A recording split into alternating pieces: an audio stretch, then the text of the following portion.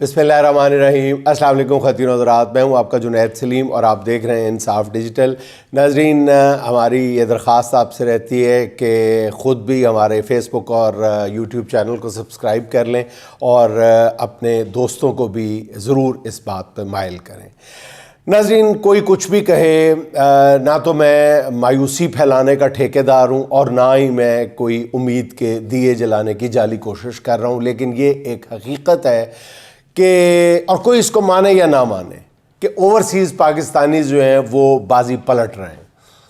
بیرون ملک مقیم سرکردہ پاکستانیوں کی کوششیں جو ہیں وہ اب واضح طور پہ رنگ لا رہی ہیں۔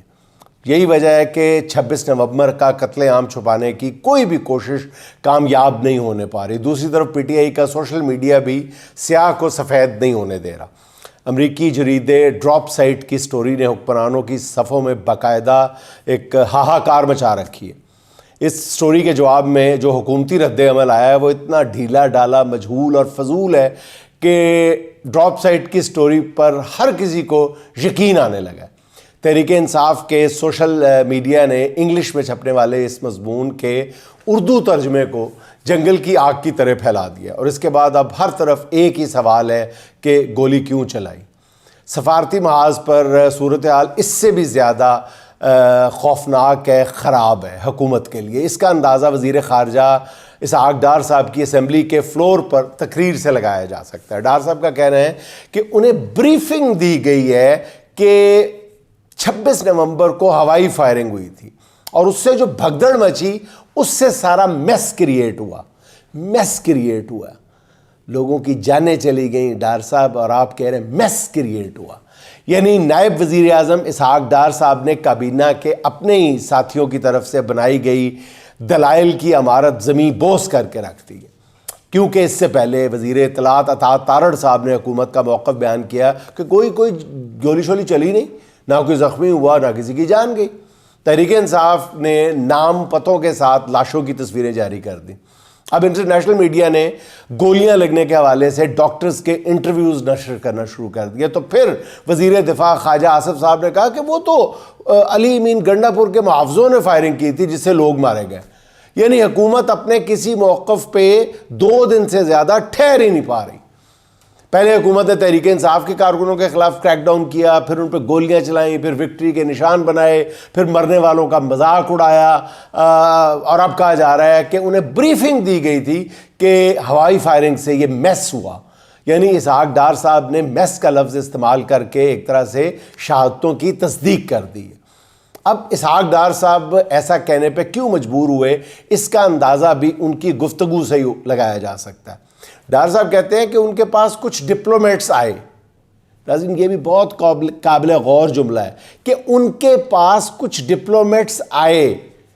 ناظرین، اگر کچھ ڈپلومیٹس نائب وزیر اعظم اور محترم جناب وزیر خارجہ صاحب کے پاس آئے ہیں تو وہ کوئی سنگاڑے چھیلنے کے طریقے پوچھنے نہیں آئے ہوں گے، وہ کوئی بہت امپورٹنٹ چیز ہوگی، بہت امپورٹنٹ ایشو ہوگا جو ڈسکس کرنے آئے ہوں گے۔ خود اسحاق ڈار صاحب اس بات کا اعتراف کر رہے ہیں کہ ان کے پاس کچھ ڈپلومیٹس آئے جنہوں نے اسلام آباد میں گولی چلنے کے معاملے کی وضاحت چاہی، اور جس پر انہوں نے کہا کہ گولی سے لوگوں کے مرنے کا تو کوئی ثبوت ہوگا نا، دکھایا جائے، مرنے والوں کا کوئی شناختی کارڈ ہوگا، اسے سامنے لائیں۔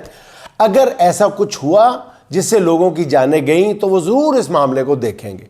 اب ڈار صاحب کی اس گفتگو سے ناظرین اندازہ ہوتا ہے کہ سانحہ ڈی چوک کے بعد حکومتی حلقوں میں پریشانی اس سے کہیں زیادہ ہے جتنا سوچا جا رہا ہے یا جتنی نظر آ رہی ہے۔ اب سوال یہ ہے کہ ڈار صاحب کو ہوائی فائرنگ والی بریفنگ کس نے دی؟ ظاہر ہے کہ یہ بریفنگ آئی جی تو دے نہیں سکتے، کیونکہ وہ تو خود حکومت کے ماتحت ہیں اور حکومت کے حکم کے بغیر گولی چلانے کا سوچ بھی نہیں سکتے۔ اس پر مریم نواز کا بیان بھی موجود ہے۔ آپ کو یاد ہوگا کہ پولیس غیر مسلح تھی اور انہیں سختی سے گولی نہ چلانے کا حکم دیا گیا تھا، تو پھر نائب وزیر اعظم کو ہوائی فائرنگ والی بریفنگ کس نے دی؟ کیا اسحاق ڈار اب ساری ذمہ داری انہی پہ ڈال رہے ہیں جنہیں آرٹیکل 245 کے تحت خود انہوں نے طلب کیا تھا؟ ناظرین، یہ خاکسار سانحہ ڈی چوک کے بعد سے مسلسل عرض کیے جا رہا ہے کہ حکومتی کیمپوں میں نفسا نفسی کا عالم ہے، اور ایسی خوفناک نفسا نفسی ہے کہ بلی اپنے بچے پاؤں تلے روند رہی ہے۔ اور اس پر ستم ظریفی کی انتہا یہ ہے کہ کچھ نون لیگ کے بھونپو جس بھونڈے انداز میں اس سانے کا مذاق اڑا رہے ہیں، دل خون کے آنسو روتا ہے وہ سب کچھ دیکھ کے سن کے۔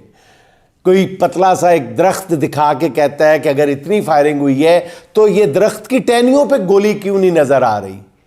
کوئی کچھ کہہ رہا ہے، کوئی کچھ کہہ رہا ہے، فلاں جگہ گولی کیوں نہیں نظر آ رہی، فلاں جگہ خون کیوں نہیں نظر آ رہا؟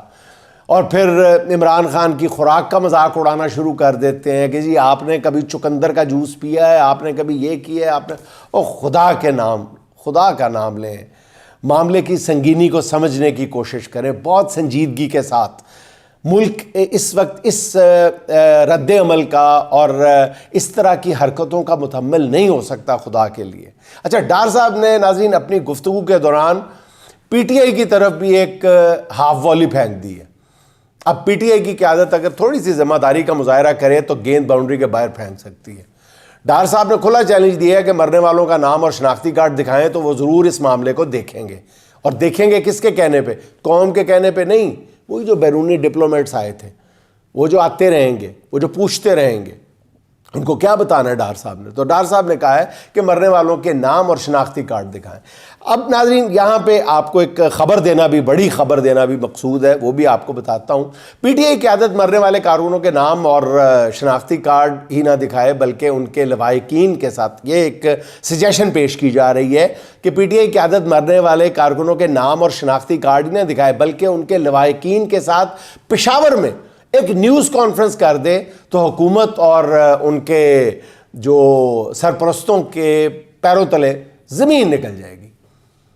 ناظرین یہاں پر خبر آپ کو یہ دینا ہے کہ امریکہ میں موجود پاکستانیوں نے پی ٹی آئی کی پاکستان میں موجود قیادت سے کہا ہے کہ وہ ایسے ثبوت پیش کرنے سے پہلے ہمارے ساتھ کوآرڈینیٹ کر لیں اور ہم مل کے اسٹریٹجی بنائیں گے کہ یہ ثبوت کس فورم پہ کس طرح پیش کیے جائیں گے، اور اس طرف بہت زیادہ پیش رفت ہو چکی ہے۔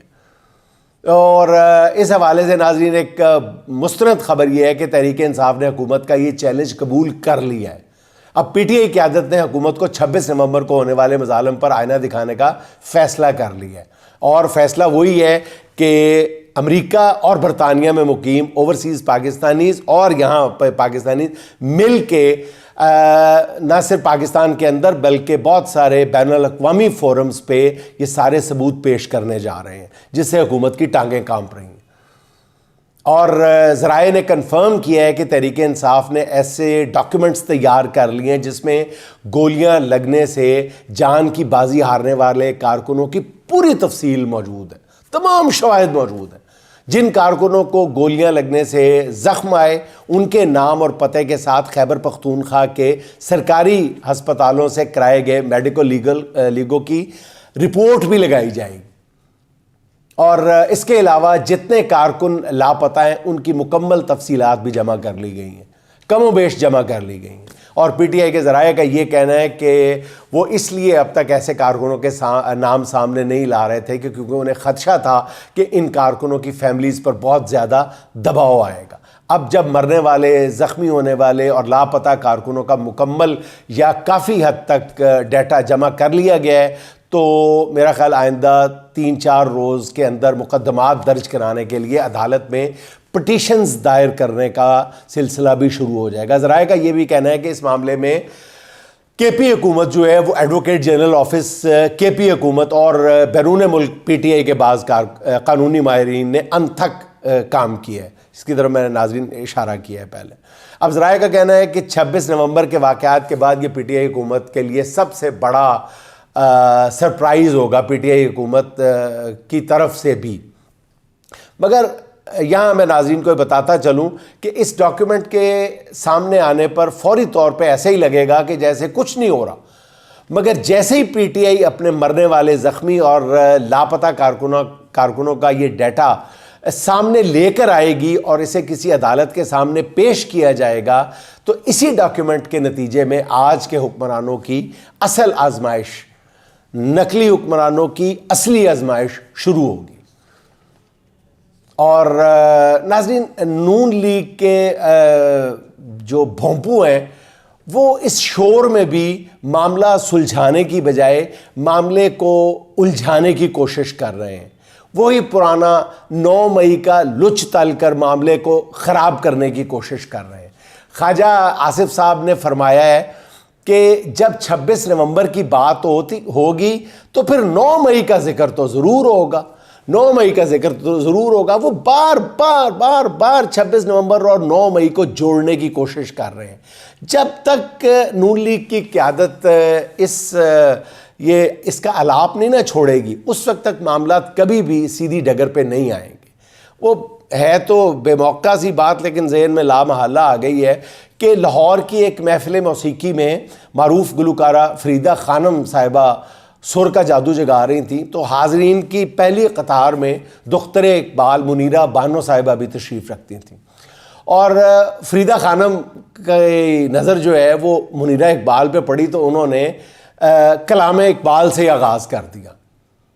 پہلا نغمہ بھی کلام اقبال, دوسرا بھی کلام اقبال, تیسرا بھی کلام اقبال, چوتھا بھی کلام اقبال. جب 5واں نغمہ شروع کرنے لگیں وہ بھی اقبال کا ہی تو منیرہ بانو کھڑی ہو گئیں اور کہا کہ فریدہ ابا جی بہت ہو گئے, کچھ اور بھی سنا. تو ناظرین ابا جی بہت ہو گئے. اب 26 نومبر کی بھی بات کرنا پڑے گی. جب آپ 9 مئی کی بات کریں گے تو 26 نومبر کا ذکر آپ کو کرنا پڑے گا. تو ناظرین اس ڈاکیومنٹ کے نتیجے میں عرض کر رہا تھا کہ حکومت آنے والے اس ڈاکیومنٹ کے نتیجے میں یقیناً ایک مشکل سے دوچار ہونے جا رہی ہے. اچھا ناظرین اب ذکر کر لیتے ہیں ایک اور معاملے کا. وہ کہتے ہیں نا راہ پڑے بم کو لات مارنے کی اصطلاح جو ہے وہ تو لازماً آپ نے سن رکھی ہوگی. یہ محاورہ مجھے آج اس لیے یاد آ رہا ہے کہ ہمارے حکمرانوں کو جو خدمت گار ملے ہیں وہ ان کے لیے اسی طرح کی خدمت بجا لا رہے ہیں کہ جس کی وجہ سے یہ محاورہ مجھے یاد آ گیا. حکمرانوں کے حامی جو ہے وہ ہر روز کسی راہ پڑے بم کو لات مار رہے ہیں. تازہ واردات ایک دور افتادہ علاقے کے نوجوان شاعر کے ساتھ پیش آئی ہے, یقیناً آپ سمجھ گئے ہوں گے, جسے ایک رات میں ان حکمرانوں نے مزاحمتی شاعری کا باوا آدم بنا کے رکھ دیا. آپ سوشل میڈیا جیسے ہی کھولتے ہیں تو ہر طرف سے افکار الوی کے افکار کا جلوہ دیکھنے کو ملتا ہے. اس کے شعروں کو نئے معنی پہنائے جا رہے ہیں. سوشل میڈیا پہ افکار الوی کی تصاویر کے ساتھ اس کے شعروں کو پوسٹ کیا جا رہا ہے جیسے وہ نوجوانوں کا کوئی نیا فکری مرشد ہو.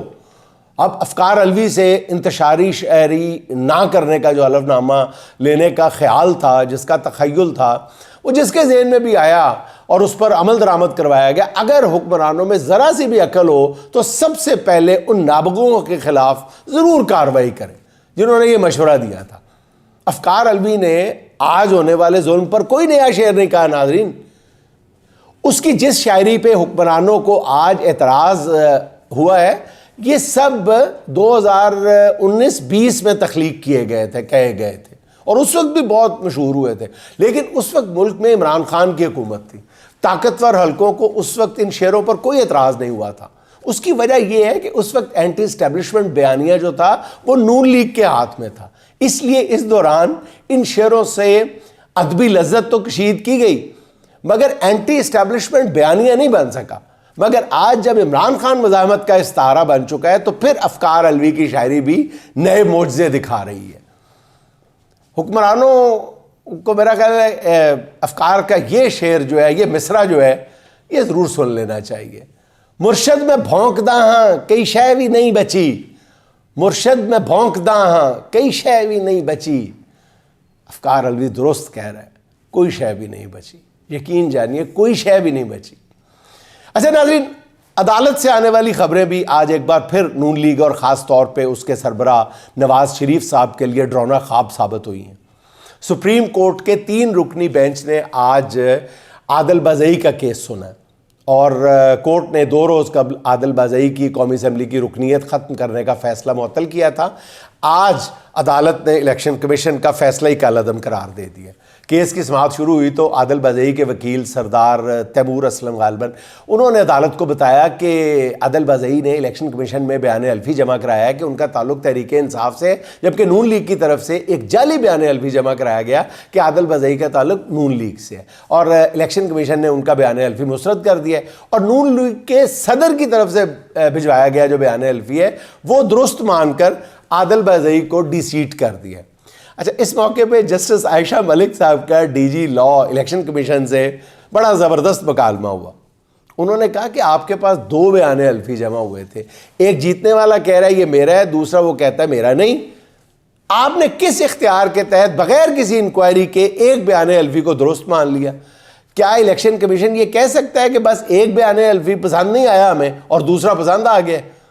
جس پر ڈی جی لا کے پاس کوئی جواب نہیں تھا۔ اس کے بعد جسٹس عائشہ ملک صاحبہ جو ایسے معاملات پر بہت زبردست گرفت رکھتی ہیں، انہوں نے الیکشن کمیشن کے وکیل سے سوال کیا کہ کن وجوہات کی بنیاد پر آپ نے عادل بازئی کا بیان الفی مسترد کر دیا اور نون لیگ کا درست مان لیا؟ اس پر الیکشن کمیشن کے وکیل نے عدالت کی تعریفیں شروع کر دی اور کہا کہ آپ کا سوال بہت اچھا ہے، جیسے کوئی انٹرویو ہو رہا ہے، اور کہا آپ کا سوال بہت اچھا ہے۔ جسٹس عائشہ نے کہا کہ سوال تو اچھا ہے مگر آپ کے پاس اس کا جواب کوئی نہیں ہے، جواب دو۔ اچھا، اس کے بعد جسٹس منصور علی شاہ اور جسٹس عقیل عباسی نے بھی سوالات کیے مگر الیکشن کمیشن کے وکیل کے پاس کوئی جواب نہیں تھا۔ آج ناظرین، الیکشن کمیشن کی لیگل ٹیم نے قاضی فائز عیسیٰ صاحب کو بہت مس کیا ہوگا، ڈیفینیٹلی بہت مس کیا ہوگا۔ وہ ہوتے تو یوں بھری عدالت میں الیکشن کمیشن کے وکلاء کو شرمندگی نہ اٹھانی پڑتی، وہ تو خود ایک قدم آگے جا کے وکلاء کے فرائض جو ہے قاضی فائز عیسیٰ صاحب خود سر انجام دینا شروع کر دیتے تھے۔ الیکشن کمیشن کی قاضی فائز عیسیٰ صاحب جو ہے الیکشن کمیشن کی جانب سے باقاعدہ وکلاء سے زیادہ شد و مد کے ساتھ زیادہ اچھے دلائل دے لیا کرتے تھے، اور پھر الیکشن کمیشن کے فیصلے کو مقدس قرار دے کر ان کے حق میں فیصلے بھی کر دیا کرتے تھے۔ مگر سپریم کورٹ میں ناظرین الیکشن کمیشن آج یتیم نظر آ رہا تھا۔ سپریم کورٹ نے رکن اسمبلی عادل بازئی کی نااہلی سے متعلق الیکشن کمیشن کا فیصلہ معطل کرتے ہوئے ریمارکس دیے ہیں کہ اس معاملے میں سنگین الزامات کے نتائج پارٹی سربراہ کو بھی بھگتنا ہوں گے۔ عدالت نے مختصر حکم جاری کرنے کے بعد تفصیلی فیصلہ اور وجوہات بعد میں جاری کرنے کا اعلان کیا ہے۔ اب قانونی ماہرین کا کہنا ہے کہ آج کا فیصلہ میاں نواز شریف کے لیے خطرے کی گھنٹی ہے۔ اس فیصلے کو بنیاد بنا کر نواز شریف صاحب کی جو نااہلی کا معاملہ ہے وہ بھی رائٹنگ آن دا وال ہے، دیوار پر لکھی ہوئی تحریر ہے۔ اچھا ناظرین، سویلین کے ملٹری ٹرائل کے کیس میں بھی سرکاری وکیل کو آج بہت سخت سوالات کا سامنا کرنا پڑا۔ عدالت نے سرکاری وکیل خواجہ حارث سے پوچھا کہ کیا محکمہ زراعت میں ڈسپلن کی خلاف ورزی پر ملٹری کورٹ میں ٹرائل ہو سکتا ہے؟ جس پر خواجہ حارث صاحب نے کہا کہ نہیں، ایسا نہیں ہو سکتا۔ جس پر عدالت نے کہا تو پھر عام سویلین کا کیس ملٹری کورٹ میں کیسے چل سکتا ہے؟